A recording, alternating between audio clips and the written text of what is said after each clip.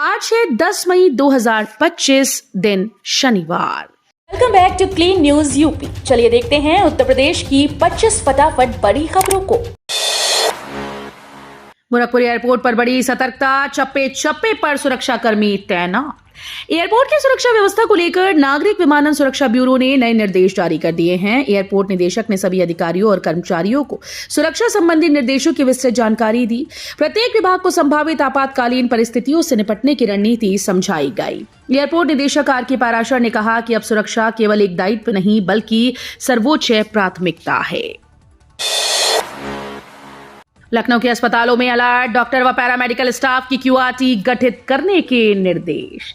भारत और पाकिस्तान के बीच तनाव को देखते हुए राजधानी के अस्पतालों को अलर्ट कर दिया गया है। संजय गांधी पीजीआई, केजीएमयू और लोहिया संस्थान को सतर्क रहने के निर्देश दिए गए। सीएमओ ने अस्पतालों में डॉक्टर व पैरामेडिकल स्टाफ की क्विक रिस्पांस टीम गठित करने के लिए कहा। केजीएमयू के प्रवक्ता डॉक्टर सुधीर सिंह ने बताया कि विश्वविद्यालय और ट्रॉमा सेंटर हर आपात स्थिति से निपटने के लिए तैयार है। दवाइयों, उपकरणों अथवा अन्य आवश्यक संसाधन समुचित मात्रा में उपलब्ध हैं। भारत पाकिस्तान तनाव पर एलओसी के बाद अब नेपाल सीमा पर अलर्ट, भेजी गई अतिरिक्त फोर्स। भारत पाकिस्तान के बीच बढ़ते तनाव को देखते हुए जिले में सतर्कता को बढ़ा दिया गया है। भारत नेपाल सीमा पर अतिरिक्त फोर्स भेजी गई। दिन के साथ ही रात में भी प्रभावी गश्त के निर्देश दिए गए। पुलिस और एसएसबी के जवान बीहड़ और कच्चे रास्तों पर नजर रख रहे हैं। वहीं यूपी के पीलीभीत में शुक्रवार दोपहर येलो अलर्ट रिहर्सल कर आमजन को सुरक्षा का एहसास कराया गया। श्री कृष्ण जन्मस्थान शाही ईदगाह की सुरक्षा बढ़ी, पुलिस और अर्धसैनिक बल के साथ एंटी ड्रोन भी। यूपी के मथुरा में श्री कृष्ण जन्मस्थान व शाही ईदगाह की सुरक्षा अब और पुख्ता हो गई। यहां पर्याप्त संख्या में पुलिस और अर्धसैनिक बल तो तैनात हैं। ड्रोन के हमले से बचाव को लेकर मथुरा पुलिस को एंटी ड्रोन भी मिल गया है। एंटी ड्रोन जन्मस्थान ईदगाह की सुरक्षा में लगा दिया गया है। ये एंटी ड्रोन जन्मस्थान ईदगाह के आसपास आने वाली किसी भी ड्रोन की फ्रीक्वेंसी लॉक कर देगा। गौरतलब है कि इस समय पाकिस्तान से तनाव चल रहा है। मथुरा में श्री कृष्ण जन्मस्थान और रिफाइनरी संवेदनशीलता के लिहाज से बहुत महत्वपूर्ण है। पूर्वांचल एक्सप्रेसवे समेत लखनऊ के 5 स्थानों पर बनेंगे बस अड्डे। यूपी की राजधानी लखनऊ में 5 नए बस अड्डे बनाए जाएंगे। लखनऊ विकास प्राधिकरण यानी एलडीए ने इसके लिए 165 एकड़ जमीन चिन्हित कर आरक्षित कर दी है। मास्टर प्लान 2031 के संशोधित प्रारूप भी इन बस अड्डों को अंकित कर दिया गया है। भविष्य में कोई भी इनके लिए आरक्षित जमीन पर निर्माण नहीं कर पाएगा। ओबीसी युवाओं को फ्री में कंप्यूटर ट्रेनिंग दिलाएगी योगी सरकार। योगी सरकार ने प्रदेश के अन्य पिछड़े वर्ग के बेरोजगार युवक युवतियों को तकनीकी रूप से सशक्त बनाने के उद्देश्य से ओ लेवल और सीसीसी कंप्यूटर प्रशिक्षण योजना को समयबद्ध ढंग से लागू करने की घोषणा की। योजना के तहत निःशुल्क प्रशिक्षण दिया जाएगा जिससे युवाओं को रोजगार योग्य बनाया जा सके। योगी आदित्यनाथ से मिले वर्ल्ड बैंक के प्रेसिडेंट, बोले छोटे किसान उत्तर प्रदेश का सोना। विश्व बैंक अध्यक्ष ने उत्तर प्रदेश के छोटे किसानों को राज्य की सबसे बड़ी ताकत करार दिया। वर्ल्ड बैंक के अध्यक्ष अजय बंगा ने कहा कि उत्तर प्रदेश का विकास भारत को वैश्विक स्तर पर विकसित राष्ट्र बनाने में अहम भूमिका निभाएगा। उन्होंने मुख्यमंत्री योगी आदित्यनाथ की नीतियों की सराहना की जिनसे प्रदेश की अर्थव्यवस्था को नई ऊंचाइयां मिली हैं। काशी विद्यापीठ में होगी BCom in retail operations management की पढ़ाई। महात्मा गांधी काशी विद्यापीठ के वाणिज्य विभाग की ओर से अप्रेंटिसशिप एम्बेडेड डिग्री प्रोग्राम के तहत BCom in retail operations management की पढ़ाई होगी। विश्वविद्यालय परिसर के साथ साथ इसी सत्र से महाविद्यालयों में भी इस कोर्स की पढ़ाई होगी। मधुबन बापूधाम में हाई टेंशन वाली बाधा हुई दूर, 2500 आवंटियों के लिए बड़ी राहत। गाजियाबाद में मधुबन बापूधाम योजना की आवंटियों के लिए अच्छी खबर है। जीडीए ने यहां से हाई टेंशन लाइन को शिफ्ट कर दिया। आवंटी अब आसानी से नक्शा पास कराकर अपने मकान बना सकेंगे। इससे बी पॉकेट के करीब 2500 आवंटियों को फायदा होगा। जीडीए ने वर्ष 2004 में मधुबन बापूधाम योजना लॉन्च की थी, फिर पॉकेटवार लेआउट तैयार किया और वर्ष 2011 से 15 तक में विभिन्न पॉकेट में प्लॉट की योजनाएं निकाली। ग्रेटर नोएडा के चौराहों पर इमरजेंसी अलर्ट करने के लिए लगेंगी एलईडी स्क्रीन। आंधी, तूफान, तेज बारिश जैसी प्राकृतिक आपदा और आपातकालीन स्थिति में लोगों को अलर्ट करने के लिए ग्रेटर नोएडा में चौक, चौराहों और प्रमुख स्थानों पर सेफ सिटी परियोजना के तहत एलईडी स्क्रीन लगाई जाएंगी। पब्लिक एड्रेस सिस्टम के माध्यम से जरूरी मैसेज प्रसारित किए जाएंगे ताकि लोग अपना बचाव कर सकें। फ्री राशन वितरण की आ गई डेट, इस तारीख तक मिलेगा गेहूं चावल।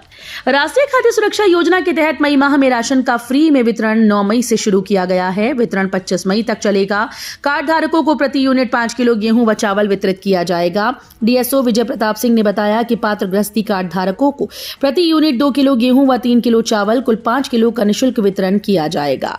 वहीं प्रत्येक अंत्योदय कार्ड धारक को एक मुश्त 14 किलो गेहूं और 21 किलो चावल कुल 35 किलो निःशुल्क मिलेगा। योगी सरकार की पहल, रक्षा क्षेत्र की रीढ़ बनेगी डिफेंस इंडस्ट्रियल कॉरिडोर। योगी सरकार की पहल पर बैंकिंग, स्किल और नॉलेज पार्टनरशिप से यूपी डिफेंस मैन्युफैक्चरिंग हब बनने जा रहा है। इसको लेकर यूपीडा ने नई गति देने की तैयारी की है। नॉलेज, फाइनेंस और स्किल के समन्वय से डिफेंस इंडस्ट्रियल कॉरिडोर को आने वाले वर्षों में रक्षा क्षेत्र की रीढ़ बनाने की योजना है।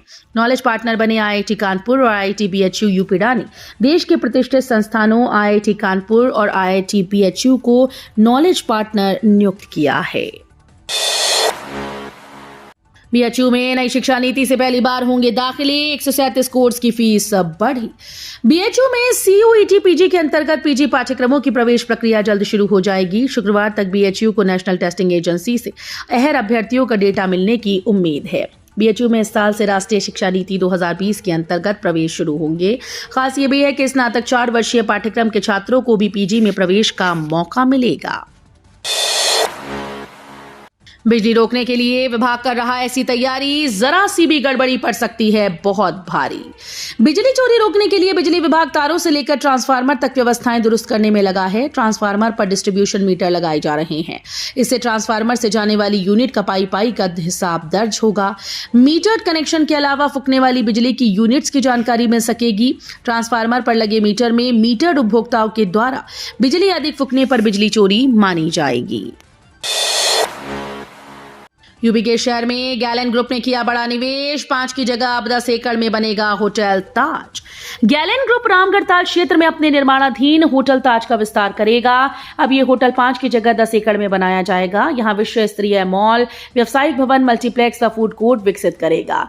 गैलन ग्रुप ने होटल ताज से सटे लोटस ट्रांस लेवल लिमिटेड के होटल के लिए आवंटित 5 एकड़ भूमि भी खरीद ली है। वाराणसी में अवैध निर्माण पर विकास प्राधिकरण की ताबड़तोड़ कार्रवाई। विकास प्राधिकरण ने जोन 4 और जोन 3 के विभिन्न क्षेत्रों में अवैध निर्माणों के विरुद्ध बड़ी कार्रवाई की है। इन कार्रवाइयों के तहत एक ओर जहां कब्जा प्राप्त भूमि पर हो रहे अवैध निर्माण को ध्वस्त किया गया, वहीं दूसरी ओर कई निर्माणों को सील भी किया गया। प्राधिकरण की कार्रवाई से खलबली मची रही। अब 16 कोच की होगी गोरखपुर प्रयागराज वंदे भारत ट्रेन, यात्रा होगी और भी आसान। गोरखपुर, अयोध्या, लखनऊ प्रयागराज की यात्रा और सुगम होगी। गोरखपुर जंक्शन से चल रही सेमी हाई स्पीड ट्रेन की पूरी रेक बदल जाएगी। जल्दी 8 कोच वाली वंदे भारत की जगह नई सुविधा संपन्न 16 कोच की ट्रेन चलेगी। रैक में कोच की संख्या बढ़ जाने से अधिक संख्या में यात्री अयोध्या, लखनऊ, प्रयागराज तक की यात्रा कर पाएंगे।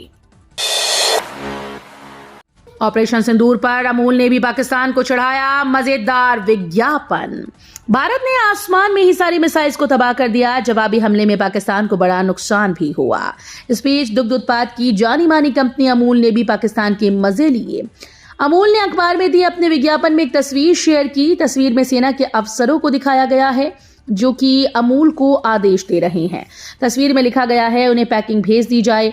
अमूल ने व्यंग करते हुए पैकिंग शब्द लिखा है। इसका अर्थ हथियारों के जखीरे से है। वहीं पैकिंग की स्पेलिंग भी पाकिस्तान को चढ़ाने के लिए लिखी गई है। वहीं विज्ञापन के नीचे लिखा गया है भारतीय होने पर गर्व है। इस साल बंद नहीं होगा 4 साल का बीएड कोर्स, एनसीटी ने दी बड़ी राहत।